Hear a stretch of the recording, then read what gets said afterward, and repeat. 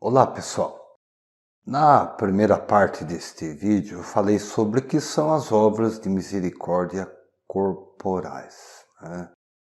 Lembra? Conversamos sobre elas. E hoje, nesta segunda parte, falarei sobre as obras de misericórdia espirituais. Quais são e os efeitos que surtem em nós ao praticá-la.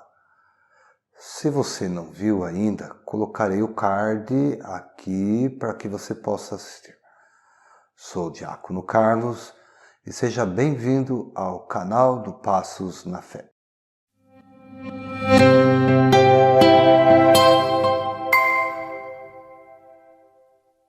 Vamos lá?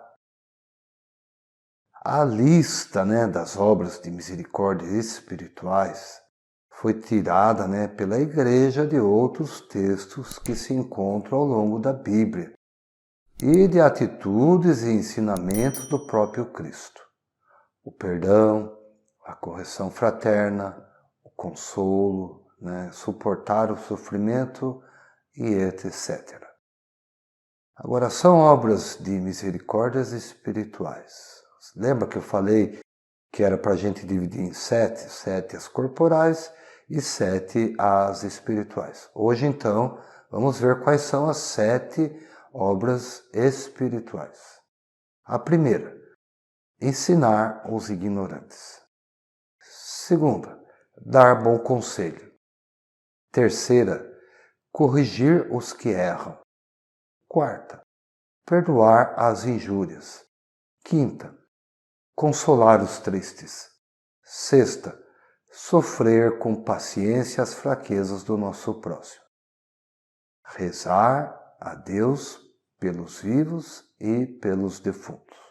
Bem, agora vamos ver quais são as obras de misericórdia espirituais. Eu farei aqui também uma breve explicação de cada uma delas, tá bom? Então a primeira é ensinar os ignorantes. O que significa? O que consiste?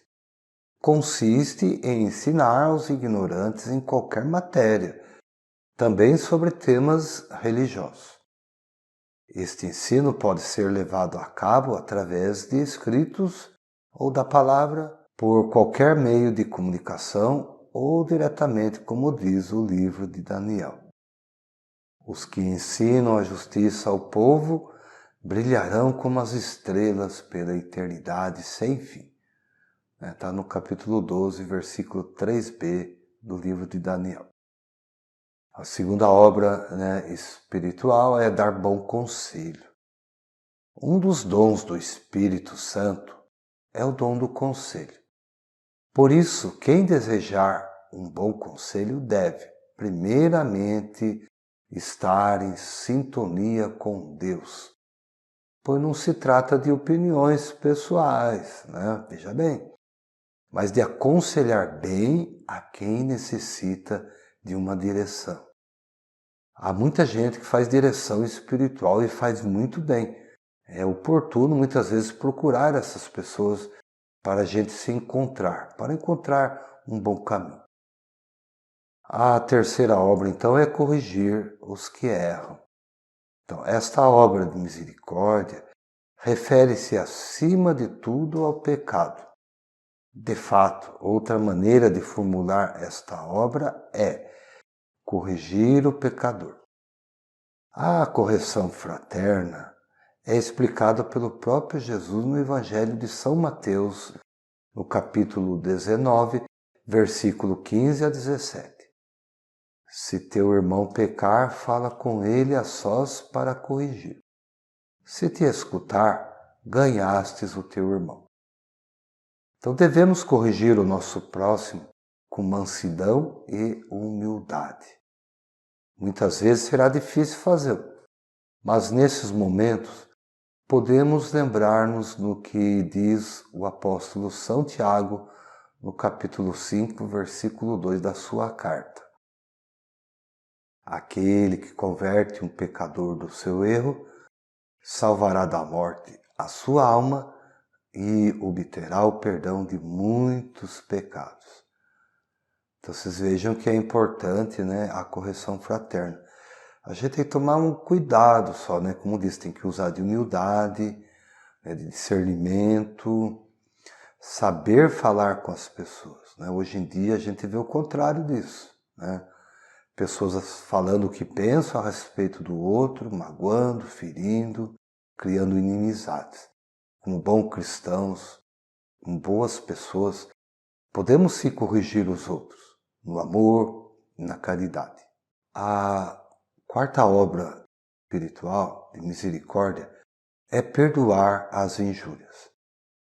Jesus, quando ensinou a oração do Pai Nosso, conforme está no Evangelho de Mateus, capítulo 6, versículo 14 a 16, ele nos pediu: perdoai-nos as nossas ofensas, assim como nós perdoamos a quem nos tem ofendido. E o Senhor mesmo esclarece: se perdoardes aos homens as suas ofensas, também o vosso Pai Celeste vos perdoará a vós. Se, porém, não perdoardes aos homens as suas ofensas, também o vosso Pai vos não perdoará as vossas. Então, perdoar as ofensas, superar a vingança e o ressentimento, significa tratar amavelmente a quem nos ofendeu. É difícil, complicado.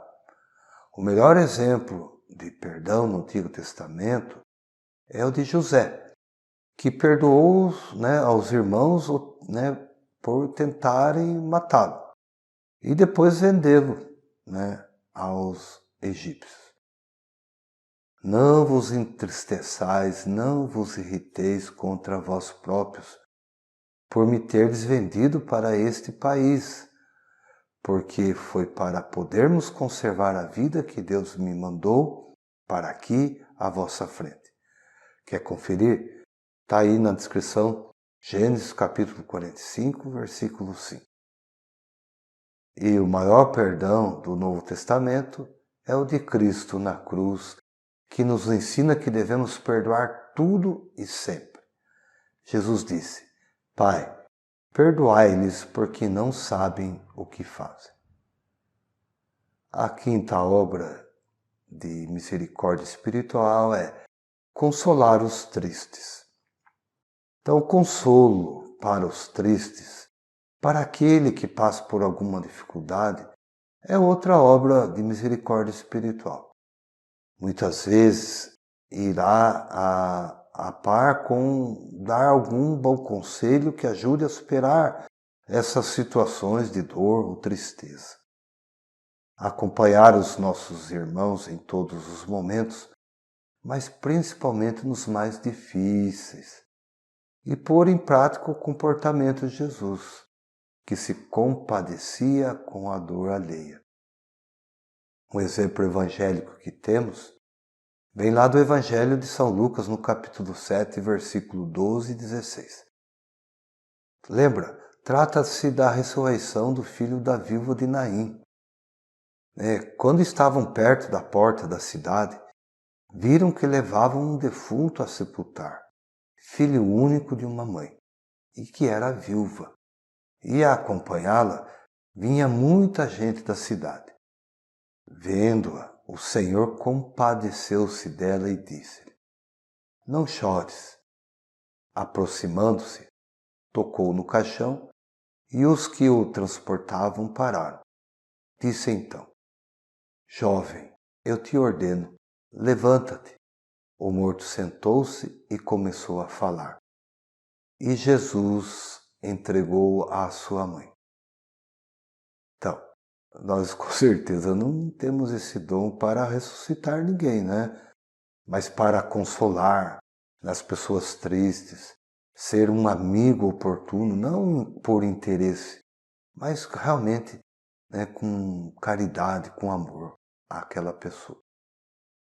A sexta obra de misericórdia espiritual é sofrer com paciência as fraquezas do nosso próximo.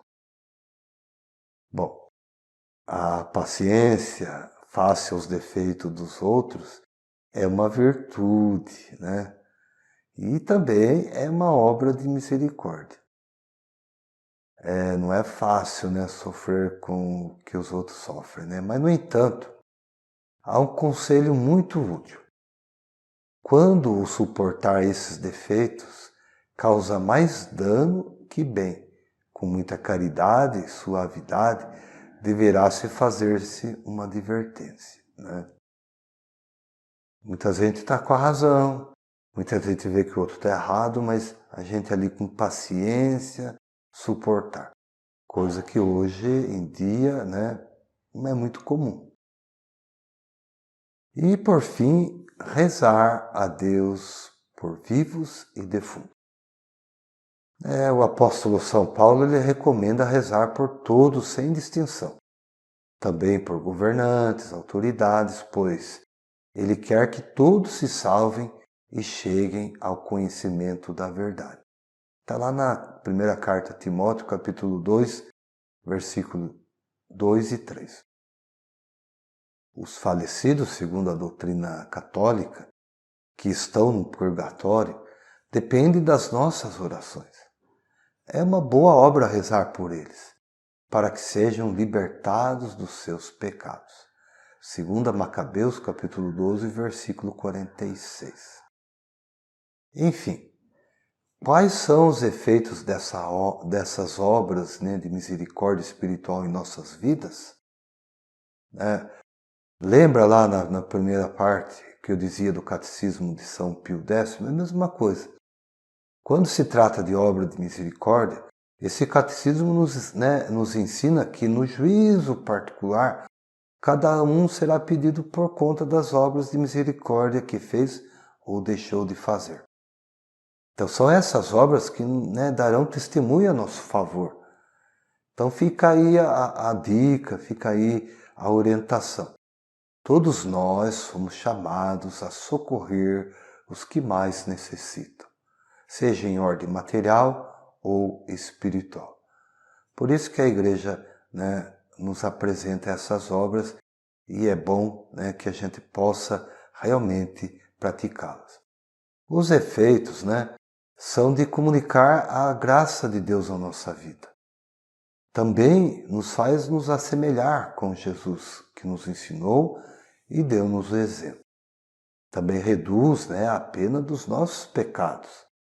E damos passos em santidade rumo ao céu. Beleza? Então lembre-se aí, se você não viu, está aí o card para você assistir, né, a primeira parte, né, das obras de misericórdias corporais. Meu irmão, se você gostou deste conteúdo, deixe seu comentário na descrição. Curta. E se ainda não é inscrito no canal, inscreva-se. Eu ficarei feliz com seu apoio. Deus os abençoe e até o próximo vídeo.